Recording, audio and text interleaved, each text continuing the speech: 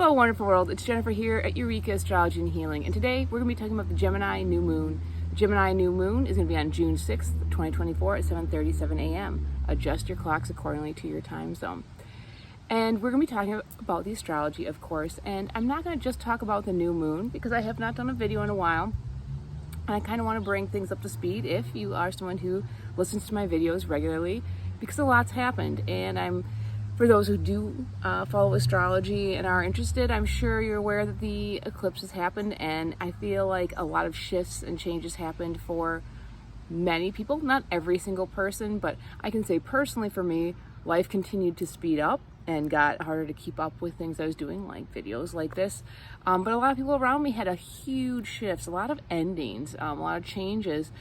Like things were going on for 40 years, 20 years, things that were long standing went away, and some people's lives passed as well.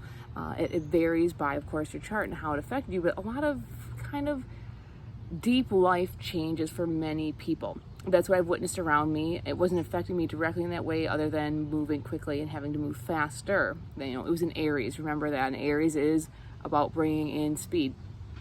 There was also the Uranus and Jupiter conjunction, which brought about a new cycle for 14 years of change, which this is going to be in Taurus, so something we'll be watching as well. And so I just watched things one after the other, and then the Scorpio moon too. People just there was real intense shifts and changes, and it was just kind of hard to keep up for myself personally, but also just watching people around me. It was a little intense. This new moon, though, however, is in Gemini. So where we kind of came from here, especially in the Taurus season in May, was fixed earth. And so each sign has an element and a modality, and fixed earth means holding space and very grounded, right? So there's very much a strong sense of things not changing, things stabilizing, being stable. You could also grow things. Not the case for this moon whatsoever. I shouldn't say not the case whatsoever. There's a little Taurus energy left over, but not much by the time we get into this. And so what does that mean? So on a new moon, the sun and the moon are in Gemini. But there's been shifts before this June 6th date. Like, this is going to come out before June 6th, May 20th to May 25th, Venus. And so the sun went in first, then Venus and Jupiter have come into the sign of Gemini. Importantly, Jupiter takes a year to go into a sign. So that's a big shift there in that respect. And it's going to be a year-long process. Then we're going to follow up with Mercury moving in to the sign on June 3rd. So, and then when we get to this new moon, we're going to have the moon as well. We're going to have a ton of planets. If I count them out here, 1, 2, 3, 4, 5, 6 planets in Gemini at this new moon. That's a huge shift. So we went from fixed earth, kind of like staying here, maybe growing things, stabilizing, to and it's windy out here, right? We're in Gemini season, mutable air. Time to change, getting ideas, and we're going to talk about this in a moment, but it's a drastic shift. So how I see it as an energetic template is it's time to change. The things that kind of passed or moved or changed or shifted in the eclipses is now going to be moving and changing. Like, the new thing, I think, is going to come up for people who have maybe ended things or, quote unquote, lost things, because as one door closes, another opens, right? And so that's the overall energy that I'm seeing here. And I'm not going to get too many aspects because there's so much focus and energy in on that. The other thing I wanted to talk about, besides that's the huge notable, is like, okay, we have got a lot of mutable air here, is that there's a longer process, and I should make a video about this, is that as time goes on, like right now during this chart, Neptune is at the last degree of Pisces. It's been in there for years and years and years. And it's 29 degrees, it's almost there to the 30, but it doesn't get there. It'll go back. So it's kind of hovering on that last degree, trying to help us bring that dream in. We're at our full peak of dreaming, getting the information, but in a creative way. But it's just kind of freezing there at this moment. And at this time during the video too, Pluto is now retrograde. It's been in Aquarius for a little bit. For the last time, in a couple months, it's going to go back into Capricorn for its last time for 260-some years. So these outer planets that have really deep, long, slow, impacting energies are kind of dancing a little bit and making big shifts. And we just talked about Jupiter. It takes a year, but even still, that in itself is not the quickest planet. There are other planets that go through a sign in a month or less than a month. And And so we've got these deep kind of seated things kind of dancing and moving, and Uranus is not quite there yet, but next year, things about, maybe backing out and getting out of Taurus. That's a 7-year cycle. So we have these deeper, bigger shifts coming, and I think we're all feeling them. And I feel like this eclipse season really set it off. As I watched people around me, like, there were major, major life changes and things that you couldn't really turn back from. It doesn't mean that you couldn't move forward, but things that you cannot turn back from. So let's talk about this new moon. So this, in the Raven Caldera's moon phase astrology book, is Little Brother's moon. And this moon is young. As we talked about, new moons are a young moon. It's a new phase. It's not a culmination, but also Gemini is a young sign, almost as young as Aries in a way. And so when you think of a little brother, they can be fun, precocious, joking, loving, playing, a little bit of a trickster even, but also a little aloof, naive, and unaware of the things that they say. So on this new moon, on the positive, I feel like people should work with being lighthearted, being open to the new things that come, being curious, being playful, rambunctious, but to avoid being hyperactive, distracted, and maybe a little cruel. Like sometimes they make a joke at the other people's expenses. These are elements of this little brother. And the little brother's not totally aware that he's doing some of these things. And so this is a very amplified energy. Also, there's a lot of information that's going to be coming in. A lot.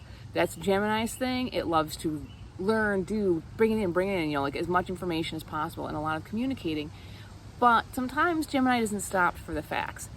Please try to slow yourself down and make sure that you're understanding that some of the stuff that's coming to you is just information that may be not true. Just information, right? Like you don't have to just take it in and let it go, because it's important to have some discernment here.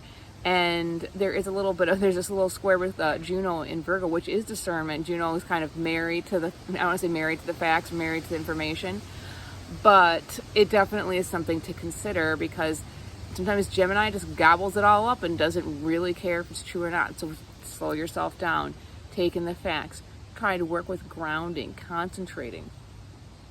And also not trying to get too bored. This is a time where we are going to be highly active mentally, socially, which are good things. And we can be playful and get out there and talk and just kind of explore information. But do not get lost in the information, sea of information, where you're just like constantly doing like 10 different social media things at once. Like I'm looking at my phone, I'm looking at the computer. I've done that myself. I've got 3 things going at once. I got a book here. It's like, what are you doing? What the heck are you doing? You are not focused on one thing. Are you learning one thing or even enjoying one thing? Because it amps us up. Like this wind is going, it amps and amps the wind. In Tarot, the swords represents the mind, and there's a kind of a wind element to it. You can get too ramped up, and you can really get too hyperactive, and people often don't sleep very well. They don't connect very well. They're not paying attention to conversations. We don't want that.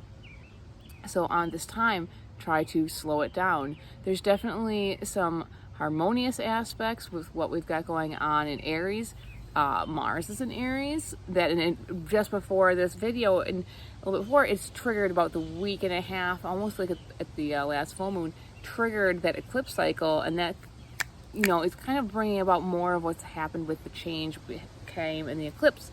But it's bringing harmony to the Gemini, like learning, doing, but it's enhancing the speed. It's like more, yeah. And like, what can I learn for me almost? Like, what do I need to know, like, to help myself survive and, stand up for myself in the world?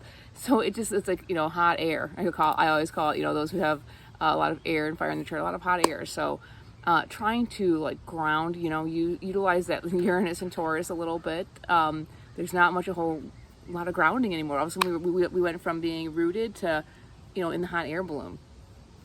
So even though it's harmonious, it's kind of adding to possibly mental agitation. We also still have Saturn in Pisces, and that is actually going to be causing some tension, where I kind of thought about this for a little bit with everything in Gemini. They're both mutable signs, and Saturn's like, get serious about your dream. And I also feel like it's like, yeah, don't get lost in the illusion. So as this new moon happens, it is, I'm looking at the degree here, yeah, it's pretty much square to this new moon, and it's like saying, don't get lost in the illusion. You need to figure out the facts here. I'm telling you to ground your dream, and you're just trying to chase, false leads almost, or just getting lost in information and not doing anything. So be on the lookout for that. Really try not to get lost in that.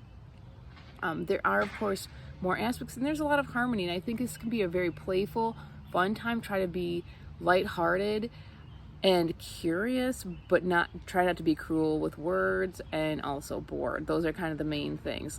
Ground as well. Ground. If you find yourself going too fast, which we have talked about in past videos, where a lot of the planets are still direct. The only planet that is retrograde right now is Pluto. And so there's still a lot of fast forward motion going on. And I think people are still feeling a little, I don't say overworked. Maybe they've overcommitted themselves. I know I have in some ways. And just doing. And often when the planets start to go retrograde, you start to slow down a little bit and reflect and go inward and not be outward so much. And that's not necessarily a bad thing, but I think people are starting to get a little tired, and as the year goes on, we'll have those retrogrades again. So be kind to yourself. That's my main tip here. Have fun, be playful, but also be aware. Be aware of the facts and be aware of how you're treating people. With that, I'm Jennifer at Eureka Astrology and Healing. May the plants ground you and the stars guide you. And if you like what I'm doing, hit like, subscribe, and you can check out my website. I do astrological readings at eurekaastrology.com. You can book a reading with me. I do birth charts, year ahead, synastry charts, and a few other things as well. Thank you.